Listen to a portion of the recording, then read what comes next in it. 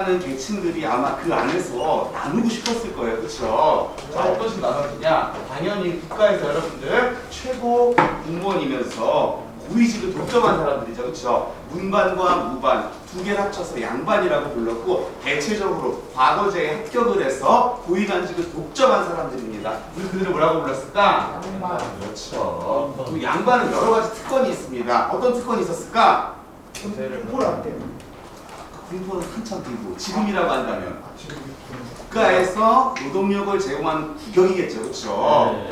토목과 건축 사업에 동원되는 요역이나 자격 또는 군사훈련하는 군역 같은 걸 면제받는 거죠. 그렇죠? 자, 이들 보니까 딱 어때요? 관직에 진출한 사람들이야. 과거나 응서나 선거를 통해서 관직에 진출했고요. 가장 중요한 건 바로 보다 양반으로서의 상징성, 양반으로서의 정체성을 나타낼 수 있는 최고가 바로 뭡니까? 국가에 담당하는 노동력을 면제받는 거죠. 그렇죠? 아울러서 여러분들 이들은 어때? 첫 번째 과전이라고 하는 걸 받음으로써 바로 수조권을 하나 얻고요. 월급으로서 높봉을 받음으로써 자연스럽게 경제적인 부유함까지도 갖춘 계층들일 겁니다. 초창기만 해도 여러분들 양반이라고 하는 건 현직에 나가 있는 나를 뜻했단 말이야. 근데 점차 시간이 흐르면서 나를 포함한 나의 가족 그리고 우리 집안 이런 식으로 조금 더 의미가 어떻게 됐다? 넓어지게 됩니다. 그래서 우리 여러분들 사극이나 영화 보면 양반 가문 그런 말 많이 쓰죠. 그렇죠? 예. 이런 식으로 조금 더 포괄적으로 나를 포함한 나의 가족, 나의 가문으로 확대가 되었다. 역시 또 한 계층 좀 신분이라고 하긴 애매해. 하지만 양반들이 봤을 때는 조금은 어때요? 같은 공무원이지만 좀 봤을 때 살짝 하찮이라는 것 같아. 하지만 얘네들은 공무원이니까 일반 농민이나 상인이나 수공업자들하고 본인들을 또 구별짓고 싶었거든. 그래서 양반과 상민의 중간 계층으로서 등장한 인물들이 있어요. 바로 누구라고 할까? 중인이죠. 그렇죠? 좀 고려시대의 중류층이랑 비슷한 의미가 분명히 있을 겁니다. 당연히 누구겠어요? 하급 관료들이겠죠. 그렇죠? 중앙관청에 있는 하급 관료 뭐라고 한다? 서리. 향촌에 있는 하급 관료 뭐라고 한다? 향이죠. 그렇죠? 그 외에 기술관들을 뜻합니다. 전문적으로 본인의 능력이 있는 사람들이죠. 외국어에 능통한 사람들을 뭐라고 부릅니까? 그렇죠. 수학 잘하는 사람들 상관이라고 불렀고요. 법률 전문가들 그렇죠. 의사들 뭐라고 불렀다? 그렇죠. 오늘날로 보면 여러분들 정말 전문직이라고 하는 사자에 종사하는 사람들이었지만 당시에는 기술관으로 치부돼서 양반들한테는 살짝 무시를 받았어요. 하지만 공무원이라는 거죠. 그렇죠? 그리고 또 하나 여기에 이런 사람들도 포함됩니다. 들어본 적 있어요? 없어요? 어떤 사람들이야? 첩외아들. 그렇죠. 홍길동 맞아. 첩외아들. 양반과 첩 자식이죠. 그렇죠? 서자 같은 경우는 아버지는 양반인데 엄마가 첩이면서 양인인 경우 상민. 두 번째 얼자 같은 경우는 아빠 양반인데 아빠가 종, 노비랑 결혼해서 낳은 자식이 말하는 거예요. 이런 사람들은 시간이 흐르면서 양반 되고 싶었겠죠. 그렇죠? 그래서 끊임없는 무슨 운동을 펼칠까? 신분 상승 운동을 펼칩니다. 소청 운동이라고 해요. 상소 올리고 요청한다 이런 뜻이죠. 그렇죠? 네, 이 기술직 중인들은 실패하는 경우가 많았지만 이 서얼들이 결국 성과를 냅니다. 그렇죠? 그래서 우리가 이미 배웠듯이 어느 왕 때 규장각의 중요한 인물들로 등용되죠. 그렇죠. 정조 때죠. 그렇죠. 대표적인 규장각 3서가 있었는데 누구였을까? 박제가, 이덕무, 유두공이 있었죠. 그렇죠. 그래서 상민이라는 사람들은 언제나 백성일 수밖에 없는 사람들이겠죠. 그렇죠? 자, 이들에게는 나름대로 양인이기 때문에 뭐가 있다? 권리가 있어요. 그 권리는 바로 뭘까? 자유인이라는 거죠. 하지만 이들에게 당연히 뭐가 있을까? 의무가 있죠. 바로 뭘 내야 될까? 세금을 납부하는 사람들이겠죠. 대표적으로 누가 있습니까? 농민이 있고요. 두 번째 수공업자가 있고요. 마지막 상인이 있죠. 그렇죠? 같은 양인이라도 살짝 어떻게 됐어요? 이렇게 레벨을 구분짓습니다. 왜냐? 성리학적인 질서로 봤을 때 농민은 생산활동에 참여하면서 가장 많은 부류를 이루고 있고 농민의 상징이야말로 근면 성실한 만큼 그 수확과 소득을 올릴 수 있는 거잖아. 가장 성리학적인 질서랑 맞아떨어지기 때문에 농민을 가장 우대하는 거야. 여러분 상인은 중간에 매개체 역할만 하죠. 그렇죠? 또 물건을 판매하기 위해서 어떻게 합니까? 살짝 거짓을 포함시키잖아요. 그러다 보니까 나름대로 상인을 같은 상민 안에서 가장 낮게 봤던 겁니다. 알겠죠? 네. 국민들은 당연히 우리가 잘 알고 있는 토지세 내야 되죠, 그렇죠? 특산품 내야 되죠, 그렇죠? 하지만 몇 가지도 제공해야 됩니다. 오케이? 이렇게 하면 농민들 불만 엄청 많을 거야. 왜? 세금을 세 가지씩이나 내니까. 하지만 이들에게 국가가 또 허락해준 권리가 하나가 있어. 바로 이들은 뭐에 응시할 수 있을까? 그렇죠.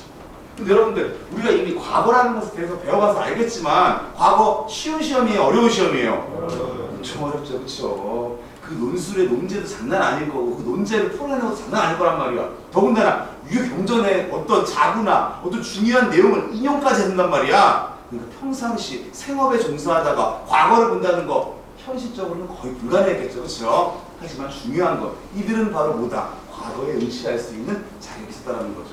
그런 거 보면서 딱 알 수 있는 게 바로 이들 같은 사람들은 문과 응시할 수 있을 수 없었어?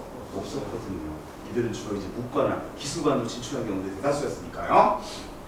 수공업자 물건 만드는 애들이죠, 그렇죠? 우선 전기만 해도 대체적으로 다 어떻게 했어? 국가 관청에 소속돼 있는 관청 수공업자들, 관영 수공업자라고 하죠, 그렇죠?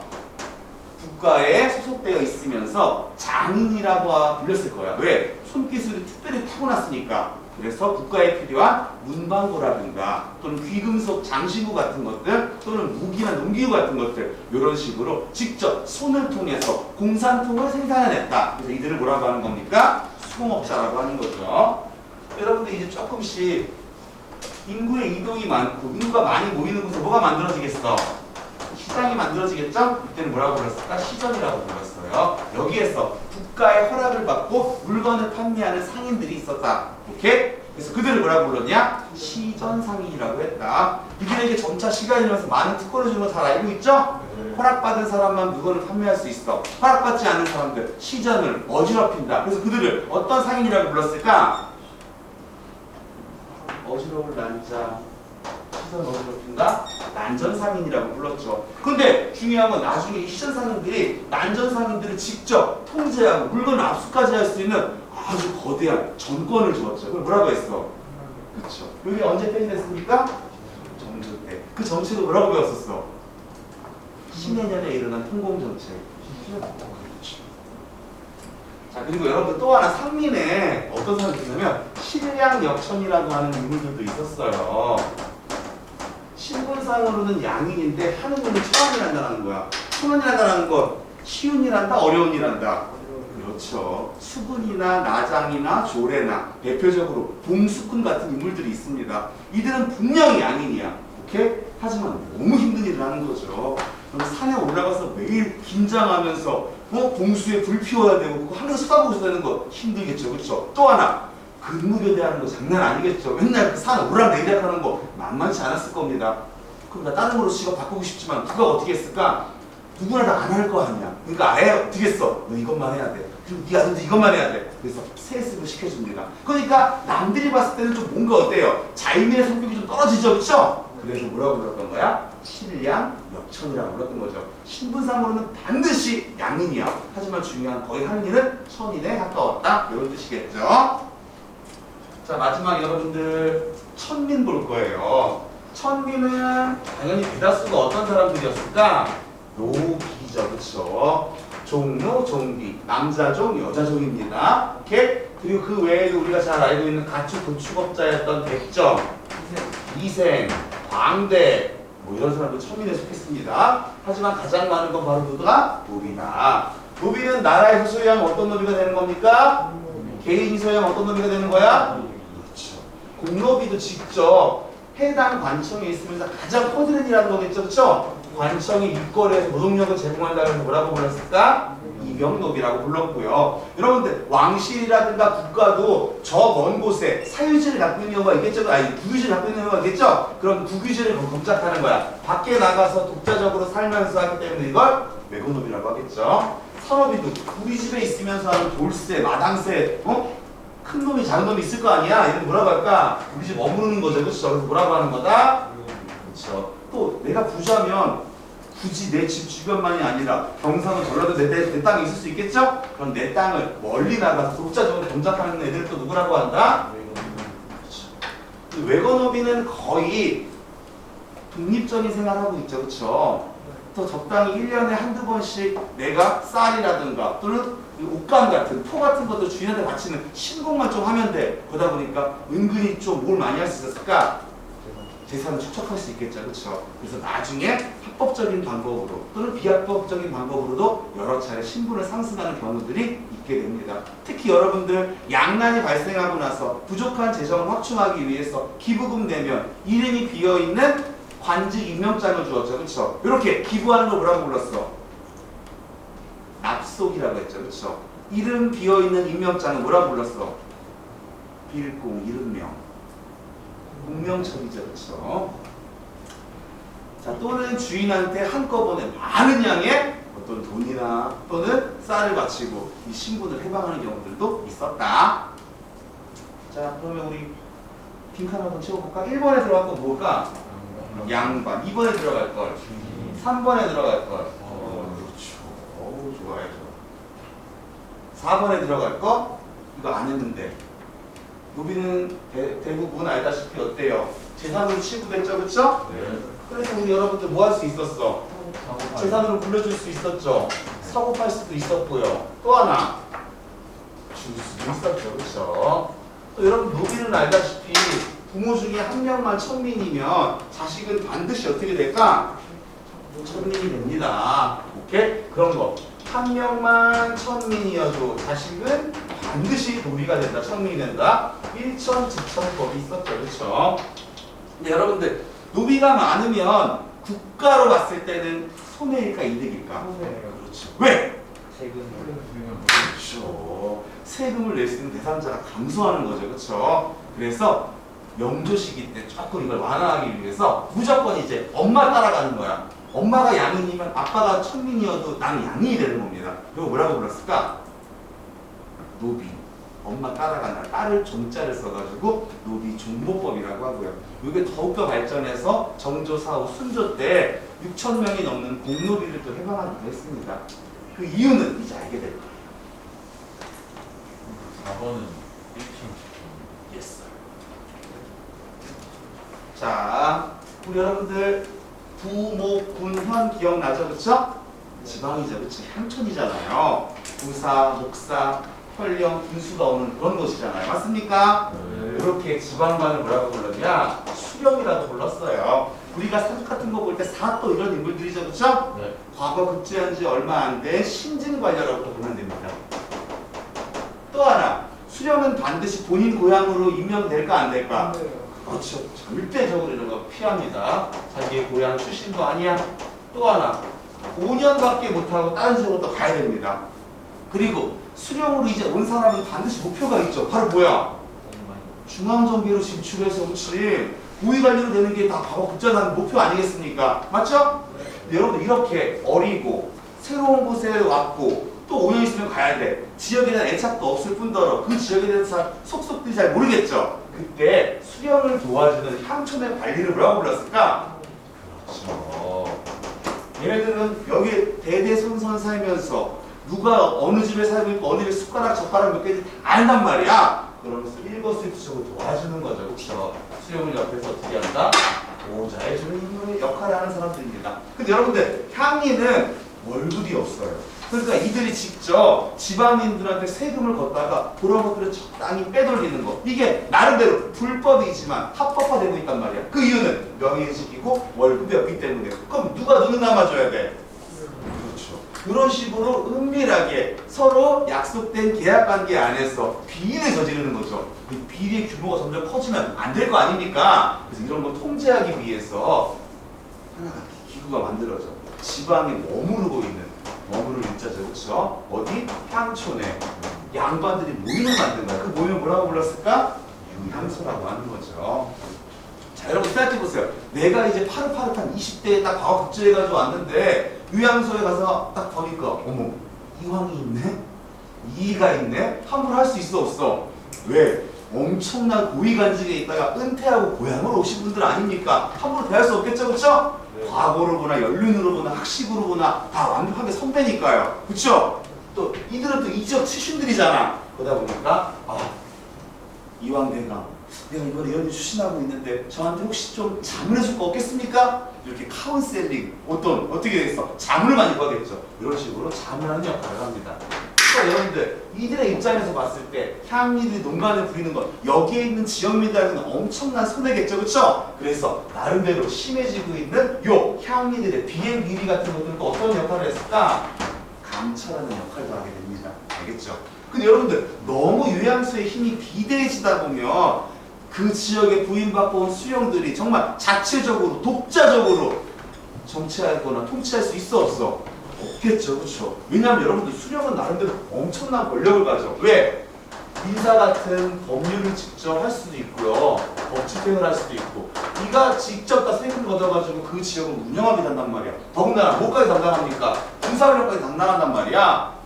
나름대로 요양소가 너무 통제하면 수령도 자주적으로 그 지역을 운영해서 얻게 되다 보니까 나름대로 중앙에서는 요양소를 적당히 견제하기 위해서 뭘 두었을까? 경제소라고 하는 걸 두었죠. 그렇죠? 서울경 머무를 주재한다. 서울에 있으면서 요양소가 어떤 식으로 너무 비대해진 권력을 휘두르진 않을까? 이런 것들을 또 비행기리 감찰하는 거죠. 근데 여러분들 수령은 당연히 국가의 법률이었던 뭘 중심으로 통치하고 싶었을까? 국대적으로 나오는 일을 하고 싶었겠죠. 근데 여러분들 알다시피 16세기가 넘어가면서 지방에는 그 지방만의 자체적인 약속이 있단 말이야. 요걸 가지고 그 지방민들을 아름다운 미풍양속으로 통제하겠죠. 그렇죠? 요런 향촌의 약속을 뭐라고 배웠습니까? 우리. 그렇죠. 그러니까 부천 신복군이 왔더니 경국대전보다 더 그 지역민들을 다스리고 통제할 수 있는 게 바로 뭐야? 부천 향약이었던 거야. 뭔 말인지 알겠죠? 그렇죠? 그 향약을 직접 주도했던 게 바로 누구였다는 거죠? 의향소의 양반들이었다는 거죠. 또 이들은 또 어떻습니까? 나름대로 이들의 후손, 후배들이 또 열심히 공부해서 과거에 합격해야 되겠죠, 그렇죠? 그래서 뛰어난 스승을 모시고 아니면 내가 진짜 은퇴하고 나서 그 지역의 선생님이 돼서 이런 수많은 뛰어난 후학들을 양성하겠죠. 지방에 만들어진 사립학교 바로 뭘 중심으로? 그래서 여러분 이 두 가지가 끊임없이 지방에서 살인들이 성장할 수 있는 하나의 정치적, 교육적 기반이 됐던 거죠. 그렇죠? 그래서 살인들이 정기를 장악하고 나서도 끊임없이 그 지역을 통해서 하나의 우리들의 공통된 의견을 중앙에 제시할 수 있는 여론이나 공론을 형성할 수 있는 그 집합소가 뭐가 됐던 거야? 성원이 됐던 거죠. 그렇죠? 자, 그리고 여러분들 이렇게 점점 더 이 성리학에 대해 아주 이해가 깊어지면서 지방 소득들을 중심으로 집에서 행해지는 모든 예법, 관혼상제죠, 그렇죠? 성인식이라든가 혼례라든가 제사라든가 결혼식이라든가 이 모든 것들을 다 성리학을 집대성한 주의가 작성한 예법대로 행해지는 주자가래 같은 것들이 아예 민중 속에 엄청 깊숙이 파고들었겠죠, 그렇죠? 자, 그러면 두 번째, 5번에는 뭐가 들어가면 좋을까? 5번. 사족들이 만들었다, 수용을 보장해 주었다, 향리의 비행 비리를 감시하면서 아울러 백성들이 교화하기도 했다. 유향소죠, 그렇죠? 6번, 유향소와 연락 기능을 담당하면서 너무 비대해진 유향소를 통제하는 기능을 했던 서울에 있었던 이 기구는 뭐였을까요? 경제소죠, 그렇죠? 7번, 성리학을 연구했다. 사족들이 향천지배를 강화했으면서 아울러 정치적 여론을 형성하고 수많은 살인이 후학을 양성해서 과거에 합격할 수 있도록 많은 도움을 줬던 대표적인 지방교육기관 뭘까요? 서원이죠. 향천 주민의 자치적인 귀하기자 약속이고 이걸 통해 농민들이 교화했던 거죠. 그렇죠? 뭐 덕업상권이니 환난상율이니 예속상견이 과실상견이 이러한 덕목들을 바탕으로 지방민들을 교화했던 그걸 우리 뭐라고 부를까? 한양기자. 그렇죠? 자, 9번 집에다가 여러분들 밖에다가 산에다가 또 묘 있지만 집에다가 또 가면한 사당 만들어 놓고 우리 집안 내대로 족보 만들죠, 그렇죠? 이런 것들 다 어떤 예법을 기준으로 했다? 주자가 만든 집에서 지키는 예. 주자가 되죠.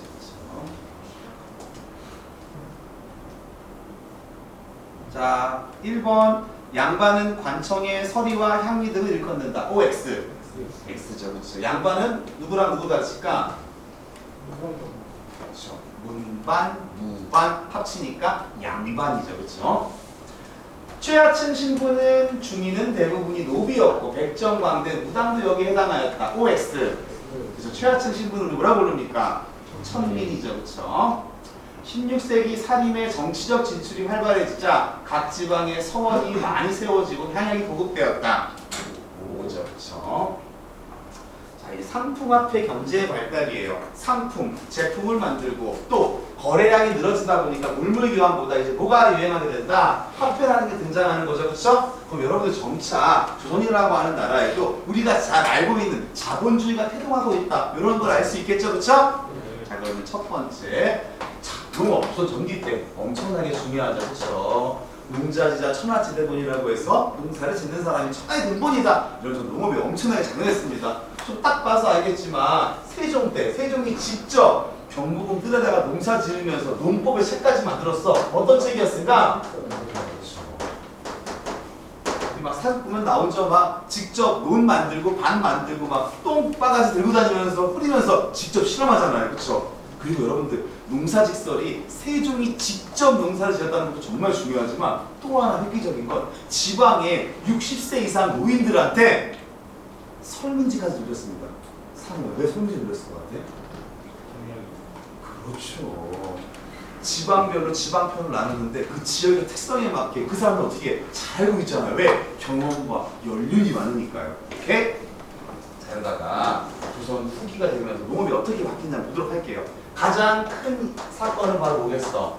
임진왜란과 병자호란이라고 하는 양난 이유겠죠, 그렇죠? 첫 번째 바로 이 농법이 전국에 보급되게 됩니다. 어떤 농법일까? 무사인공전이죠. 오내기법. 다른 말로 또 뭐라고도 합니까? 양법이라고 하죠, 그렇죠? 옮길 이자고요. 싹 앙자야. 싹을 틔운 다음에 옮기는 거죠. 원래 여러분들 모내기법은 이미 전례가 됐을까 안 됐을까? 됐어. 언제?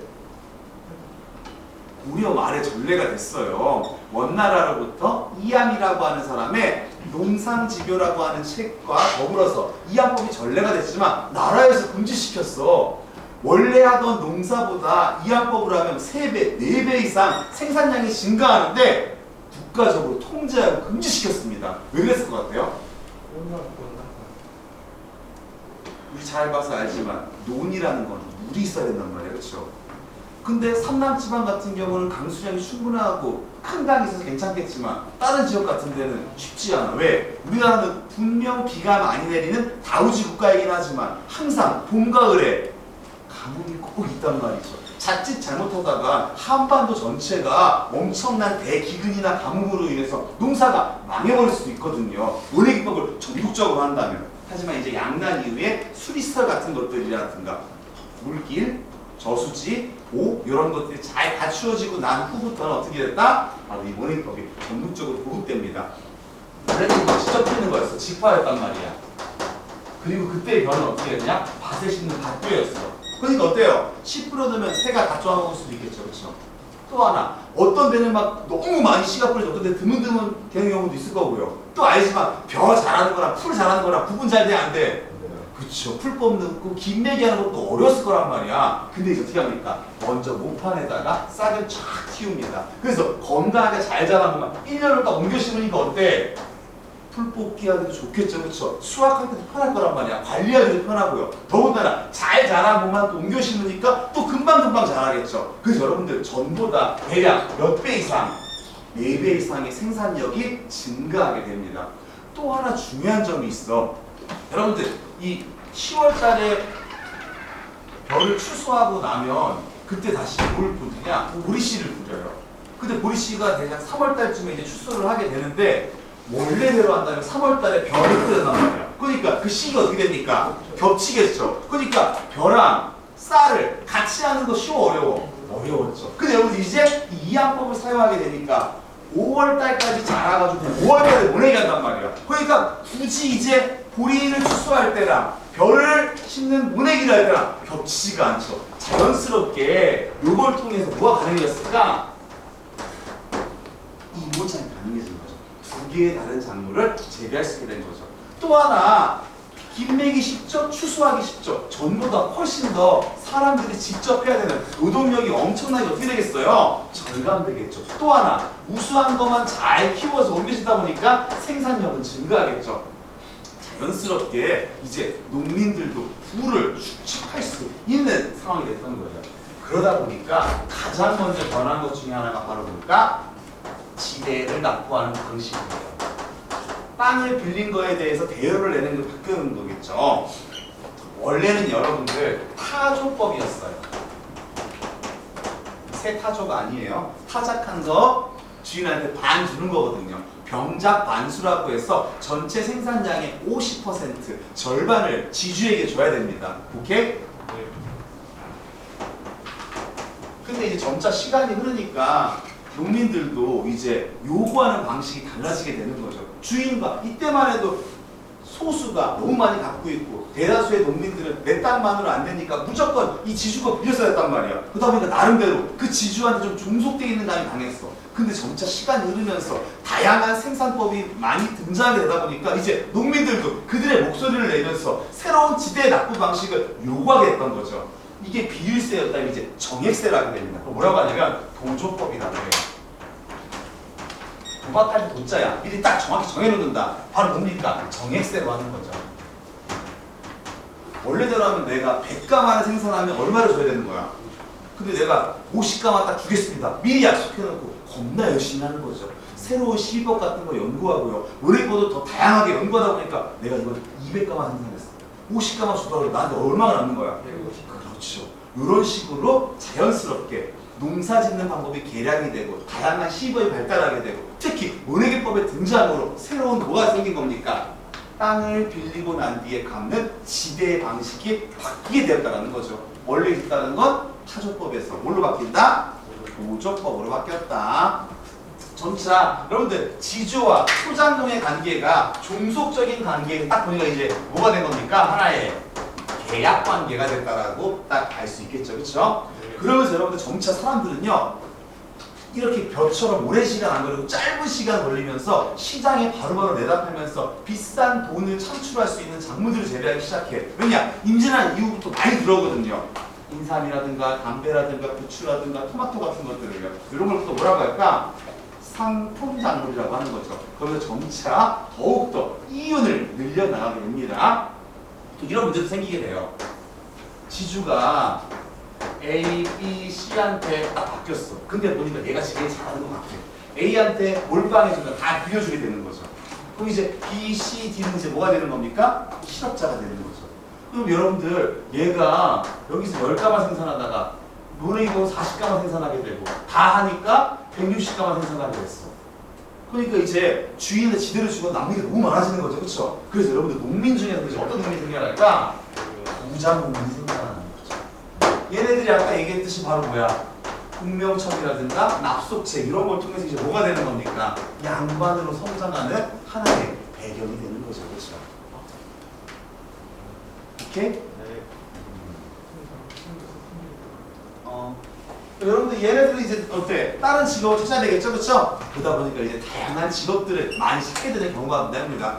뭐 상인이 되거나 아니면 포구 같은 데 가서 물건 짐 나눠주는 짐꾼이 되거나 또는 이제 조선후기는 좀 이따 배우겠지만 광산이 개발되기 시작해요. 그 광산에 노동자 역할을 하면서 이제 조선 후기로 변하면서 다양한 직업군이 등장한다는 것도 알아두면 좋겠죠, 그렇죠? 자, 농업, 분업까지 배웠어요. 자, 그럼 이번에는 상업 해볼게요. 수공업 먼저 할까요? 아까 여러분들 수공업자 하면 대체적으로 어땠어? 국가나 관청에 속해 있으면서 나라에 필요한 물품들을 직접 만드는 사람들, 관영 수공업자가 대부분이었죠? 근데 이제 민영 수공업이 등장해집니다. 그 이유는 여러분 우리가 이미 배웠어. 그럼 뭐가 실시됐습니까? 대동법이 실시됐잖아. 그러니까 이제 국가도 국가에 필요한 특산품 같은 것들을 어떻게 돼? 직접 제작해야 되겠죠, 그렇죠? 그러면 여러분들 이제 어떻게 합니까? 제작 맡기거나 딴 데가 사와야 돼. 그래서 여러분들 대동법 시기 때 전국을 돌면서 국가나 관청에 필요한 물품을 납품하는 사람들 뭐라고 합니까? 동인이라고 했죠. 이들이 이제 각 지역에 있는 사람들한테 어떻게 하는 거야? 주문을 하게 되는 거죠. 그리고 주문해서 생산을 하게 되면 화폐를 지불하게 되는 거야. 그러면서 새롭게 등장한 하나의 수공업의 형태가 있어. 바로 기술자들 한꺼번에 고용을 합니다. 그리고 그들한테 먼저 선입금을 해주는 거야. 대금을 먼저 주는 거죠. 그리고 나서 자, 호미, 1인당 50개씩 만든다라는 걸 미리 약속을 하고 홈이 50개 만드는데 드는 비용과 50개 만드는데 필요한 노력까지를 한꺼번에 선입금해서 너희들한테 다 50개씩 만들게 하는 거죠. 그럼 내가 그걸 다 끌어모아서 딴 데 납품을 하거나 도매업자한테 팔거나 아니면 내가 직접 국가에다 납품을 하는 거죠. 이런 식의 하나의 민영 수공업의 형태가 등장하는데 뭐라고 하냐? 먼저 대금을 다 지불하는 수공업 형태라서 뭐라고 부를까? 선대제 수공업이라고 하는 거예요. 근데 점차 이 규모가 커지겠죠. 거대한 내가 하나의 그냥 건물을 짓고 여기다가 보니까 노동자나 장인들을 고용해서 물건을 생산하게 하고 이들한테 뭘 주는 거야? 월급을 주는 거죠. 딱 보니까 서양의 자본주의 태동하고 비슷했던 바로 어떤 수공업이 등장하는 겁니까? 또 하나 여러분들 수공업을 하기 위해서 특히 또 많이 필요한 게 바로 뭘까? 광물이죠. 그렇죠? 또 하나 병자호란 이후부터 자연스럽게 청나라와의 교류가 엄청나게 많아져. 그럼 여러분들 당시 청나라는 화폐를 뭘 사용했어? 은을 사용했죠. 그렇죠? 그러다 보니까 자연스럽게 이제 광산을 개발하게 되는 거예요. 원래는 여러분들 광산을 잘못 개발하면 노동력도 많이 들고 그에 따른 기회비용도 컸단 말이야. 또한 자칫 잘못하면 광산이 엄청난 사치라든가 이런 것들을 조장할 수 있기 때문에 일찍부터 광산 개발을 법적으로 금지했어요. 그러다가 대청무역에 대한 증가, 이런 자유로운 민영 수공업의 등장으로 이제 국가도 개인에게 돈을 받고 광산 개발을 어떻게 한다? 허락해 주게 되는 거죠. 내가 돈이 엄청 많아. 하지만 광산에 대한 지식은 몰라. 그런 사람은 뭐라고 합니까? 물주라고 하죠. 내가 광산의 경영을 전문적으로 할 수 있는 사람을 고용하는 거야. 광산 여러분들 땅 파고 산 파야 되고 막 암석 막 치워야 되고 하니까 힘 줘야 돼, 약해야 돼? 덩치 커야 되겠죠, 그렇죠? 그런 사람들 우악하다 그래. 아, 덕대가 좋네 이런 말 하죠, 그렇죠? 그렇게 광산 전문 경영을 뭐라고 그러냐면 덕대라고 불러요. 이 사람이 이제 다양한 부류를 고용하는 거죠, 그렇죠? 채굴의 전문가, 폭파의 전문가, 연금의 전문가 이런 사람들을 고용해가지고 광산을 개발하기 시작하는 겁니다. 여러분들 자칫 잘해서 금, 은 빵빵 터져봐 엄청 부자가 되겠죠, 그렇죠? 그래서 이런 사람들이 부유한 계층으로 또 성장하는 계기가 되는 거죠, 그렇죠?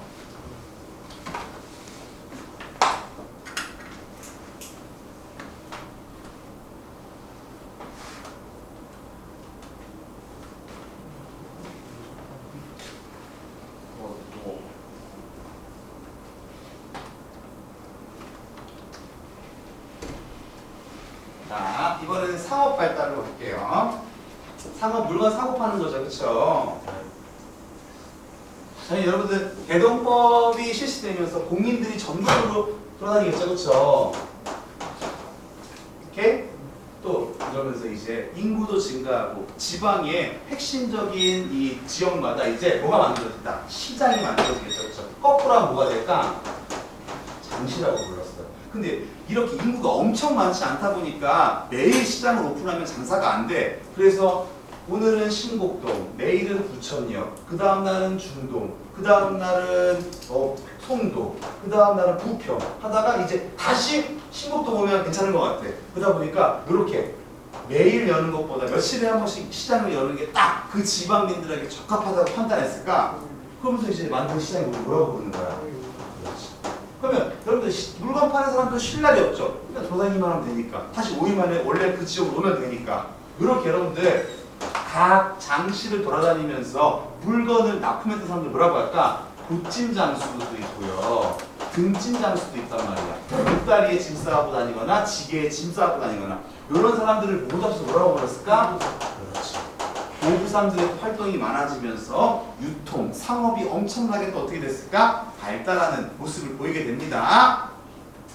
자, 그러면서 이제 대규모 물건을 파는 누가 등장할까? 사상들이 등장하게 돼요. 사상, 개인적으로 물건 파는 사람들이겠죠, 그렇죠?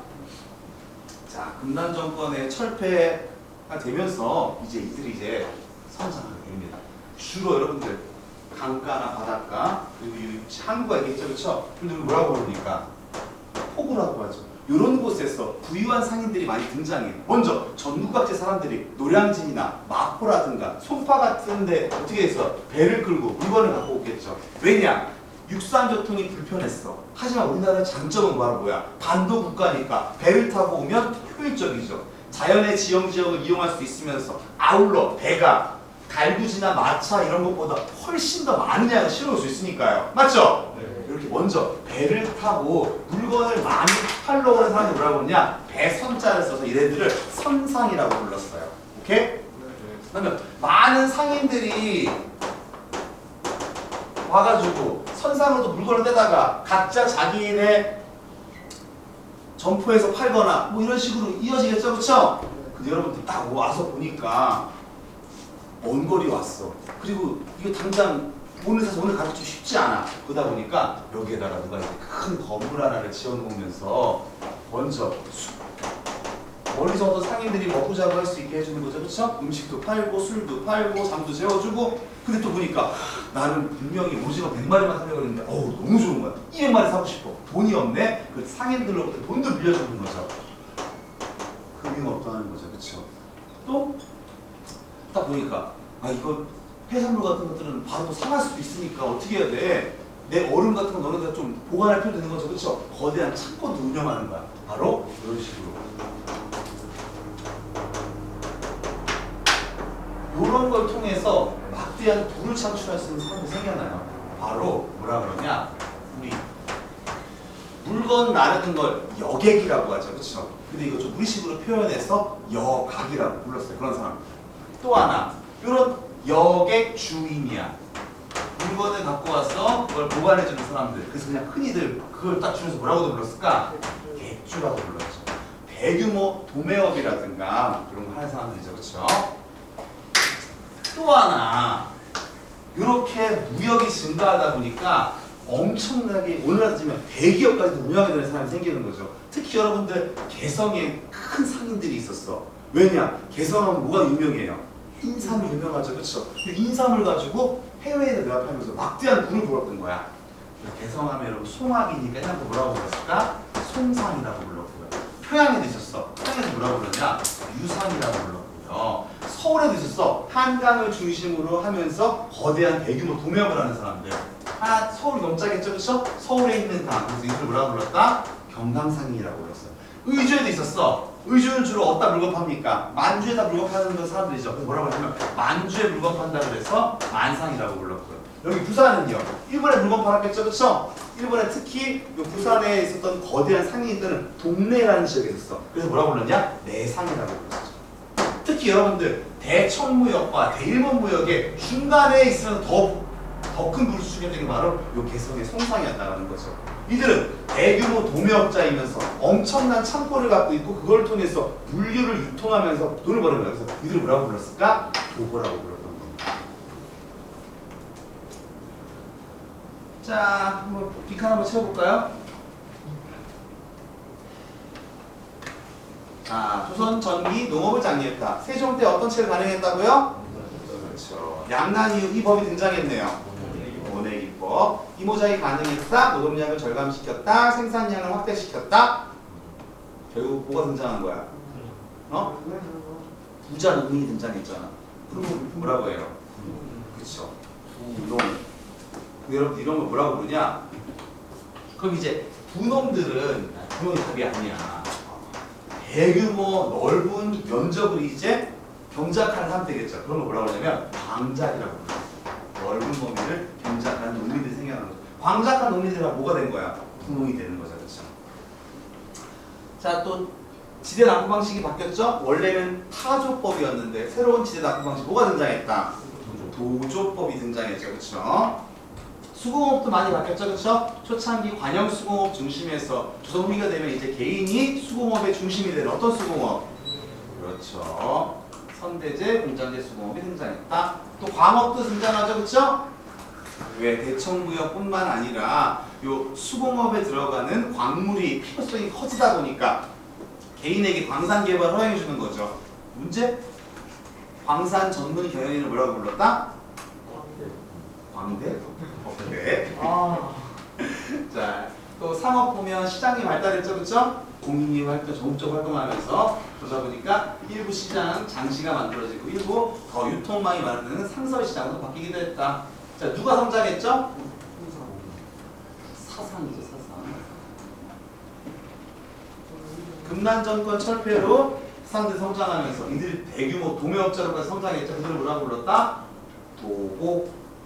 대표적인 도고들 하면 송상, 유상, 경강상인, 만상, 대상 등이 있었다. 그래서 여러분들 한국 포구를 중심으로 성장한 사람들이 있었죠, 그렇죠? 그래서 뭐라고 했어? 배에다가 물건 파는 사람들, 그렇죠? 그 외에 보관업, 금융업, 숙박업 이런 하는 사람들 뭐라고 불렀다? 객주나 여각이라고 불렀다.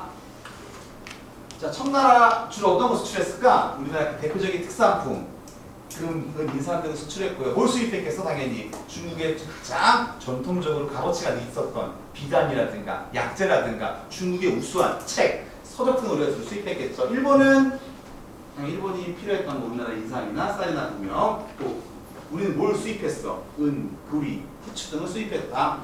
네, 여러분들 이제 화폐예요.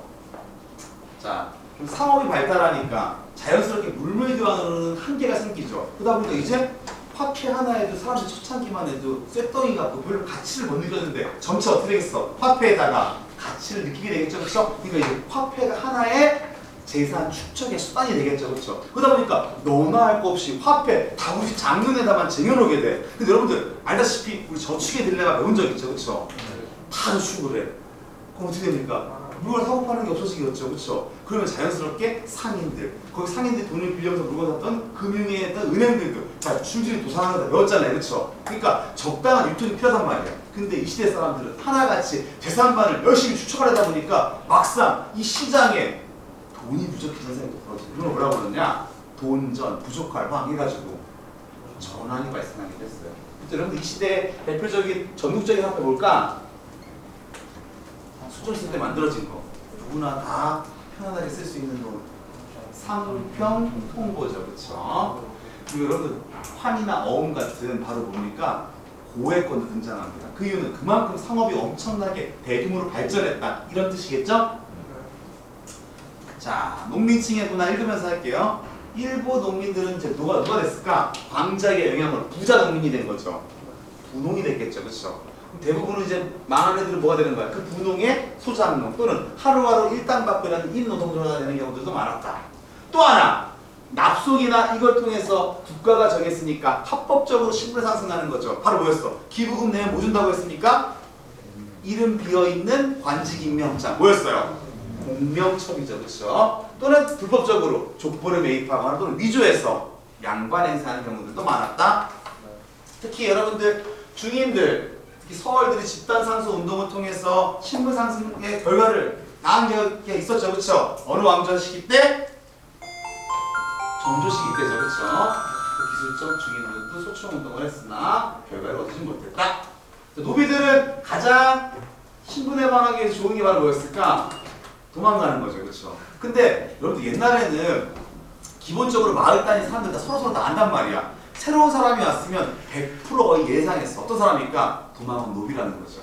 그래서 여러분들 개인적으로 그 도망간 노비들 잡는 사람들이 직업으로 등장해요. 예전에 상급으로 있었는데. 그렇죠. 그래서 여러분 노비들도 납속이나 또는 전쟁 때 군공 세우는 거 그런 걸로 힘을 해방시키기도 했고요. 특히 순조 때 국가적으로 6,000명이 넘는 공노비를 해방해줬다는 얘기 했었죠, 그렇죠?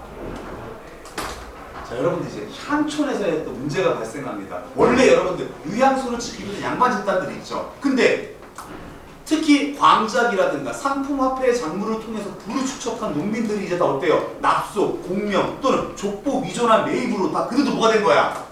양반이 된 거죠, 그렇죠? 그래서 향촌 사회 안에 주도권을 갖고 싸우게 됩니다. 원래 있던 유양소의 구성원들을 뭐라고 불렀을까? 부향, 옛날 양반들이죠, 그렇죠? 근데 이제 새롭게 양반이 된 애들을 뭐라고 불렀던 거야? 그렇죠. 얘네들이 자기네들의 주도권을 두고 향촌 사회에서 전쟁을 벌이는 거죠. 이런 거 뭐라고 했을까?